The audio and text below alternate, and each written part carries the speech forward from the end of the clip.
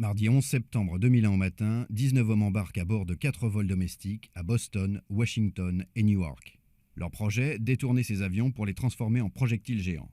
Le premier appareil, un Boeing 767 d'American Airlines avec 92 personnes à bord, dont 5 pirates de l'air, s'écrase à 8h46 sur la tour nord du World Trade Center, ouvrant une gigantesque brèche dans les étages supérieurs. À 9h03, un deuxième Boeing 767 de United Airlines avec 65 personnes à bord, dont 5 kamikazes, s'encastre dans la seconde tour jumelle du World Trade Center, événement suivi en direct par les télévisions du monde entier. À 9h43, un Boeing 757 d'American Airlines avec 64 personnes à bord, dont 5 terroristes, s'écrase à Washington sur le Pentagone. À une vitesse de 850 km/h, il ouvre un trou béant dans la façade ouest du ministère de la Défense. À 10h06, un quatrième appareil, un Boeing 757 de United Airlines avec 44 personnes à bord, dont 4 membres d'un commando, s'écrase dans un champ près de Shanksville, en Pennsylvanie. L'objectif précis des pirates de ce vol reste à ce jour inconnu, mais à environ 20 minutes de vol de Washington, l'avion aurait pu frapper le Capitole ou la Maison-Blanche.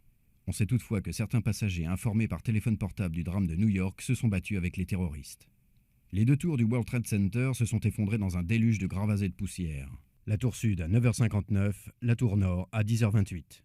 Des centaines de personnes qui n'ont pu être évacuées et de sauveteurs qui tentent l'impossible sont alors ensevelies. Manhattan est recouvert par un immense nuage de fumée noire et de poussière. Ces attentats, revendiqués par Al-Qaïda, un groupe jusqu'alors peu connu, ont fait au total 2979 morts, dont 2750 à New York.